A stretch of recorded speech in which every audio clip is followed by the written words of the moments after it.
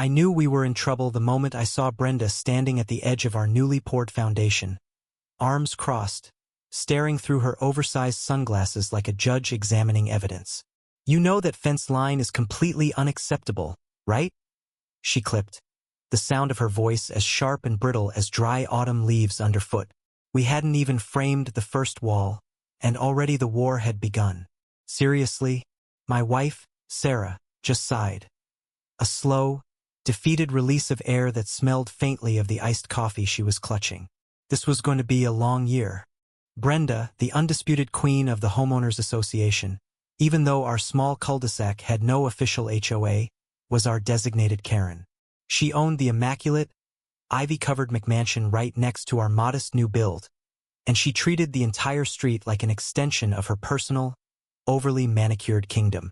Every morning, the clack-clack-clack of her designer gardening clogs against the concrete driveway was a rhythmic, anxiety-inducing warning signal. Over the next 6 weeks, her complaints escalated from petty aesthetics. "That beige is too yellow," she'd announce, to outright legal threats regarding our property boundaries. "Your construction crew is already encroaching on my private space," she declared one Tuesday, standing so close I could smell the overpowering, artificial lilac scent of her perfume. She was pointing at a stack of lumber clearly sitting 6 feet inside our established, temporary orange snow fence. What in the actual heck was her problem? I tried to be reasonable. "Brenda, we are adhering strictly to the city-approved setbacks. Everything is in line with the permits." But logic was water off a duck's back to her specific brand of entitlement. She just leaned closer, her eyes glittering with misplaced authority. "The original survey is incorrect. My landscaping, my retaining wall, they establish the true boundary. You are too close and you will correct it." The pressure intensified. She started taking pictures of our workers, citing noise violations that didn't exist, and even called the city about our porta-potty location. It was harassment, pure and simple. Sarah and I spent 2 agonizing weeks arguing about whether to fight or concede. "Maybe we should just pull back the patio a few feet," Sarah suggested, running a tired hand through her hair. "It'll cost us, but maybe the peace is worth it." But a stubborn knot tightened in my gut. I wasn't backing down from a bully. "No way," I stated firmly. "We're doing the right thing. Let's force her hand. We'll pay for a brand new, certified, laser-accurate survey. If we're wrong, we eat the cost and move the house. If we're right, she pays for the inconvenience, and we finally get some peace." Isn't that the definition of audacity? To demand someone move their legally permitted home? The next week, I hired the best local surveyor. The day they arrived, the tension in the air was so thick you could carve it. Brenda was out immediately, sitting in a white wicker chair near her elaborate retaining wall, drinking lemonade, watching the 2 men with their tripods and high-tech gear. Her expression was one of smug vindication, as if the land itself was about to rise up and attest to her victimhood. The surveyor, a kind, grizzled older man named Mike, started near the street and worked his way back.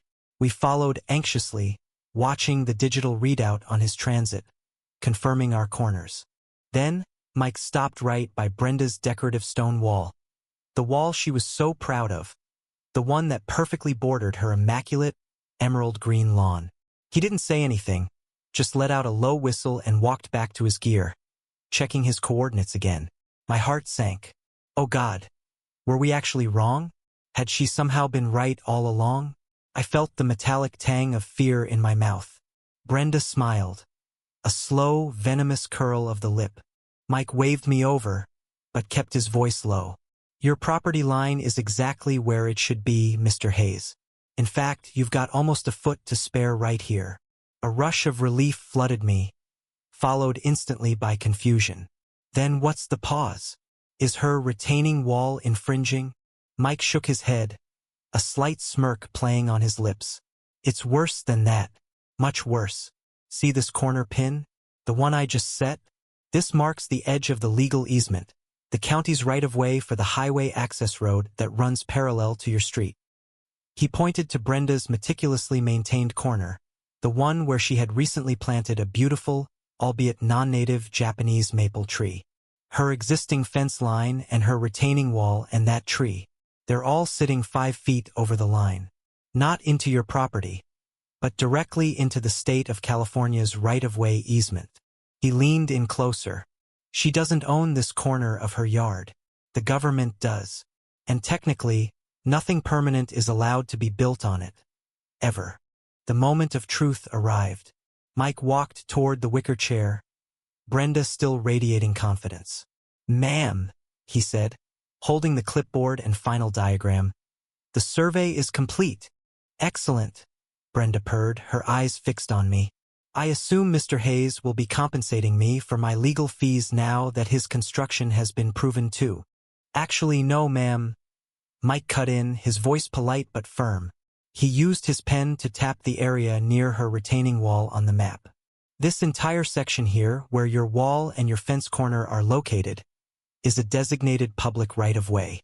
It has been since the highway was built in '98. Brenda's smile froze. Her mouth opened, but no sound came out. Just a choked, gasping sound, like a rusty gate squeaking shut. Could she really not have known this? I stepped forward, finally feeling the incredible, cathartic burn of sweet justice. I held up my own copy of the plat map. "Brenda," I said, my voice calm, the kind of calm that comes right before an explosion. "You were so determined to prove I was too close. You paid for the survey that proved your yard belongs to the highway department. I'm going to call the city today, not about my permits, but about the permanent structure you illegally built on public land. I'm guessing they'll ask you to remove it." Her face went from a healthy, angry pink to a mottled, terrifying white. The glass of lemonade slipped from her hand, shattering on the concrete with a sharp, brittle crack. The loudest, most satisfying sound I'd ever heard. For a woman obsessed with perfection and control, this was the ultimate public career-ending failure. Over the next few weeks, the silence was deafening. The city confirmed Mike's findings, issuing an immediate notice of violation. We watched as Brenda, no longer smug, paid a new crew to dismantle her expensive stone retaining wall and rip out her Japanese maple, moving the entire corner of her perfect kingdom 5 feet back to the true line. The irony was a delicious, almost unbelievable twist of fate. The whole neighborhood saw it happen. The clack-clack-clack of her clogs stopped. She never again stood on the curb, accusing anyone of encroachment. As I look out now, admiring the quiet, sun-drenched space between our homes, a space that is legally ours, I realize justice isn't always swift, but sometimes, when it comes with a perfectly accurate laser-guided surveyor's report. Never let someone's misplaced sense of entitlement intimidate you into compromising your truth or your foundation. Stand firm, get the survey, and let the facts, even the unexpected highway facts, speak for themselves. That little piece of pavement and dirt wasn't ours, but the resulting piece was a boundary more valuable than any fence.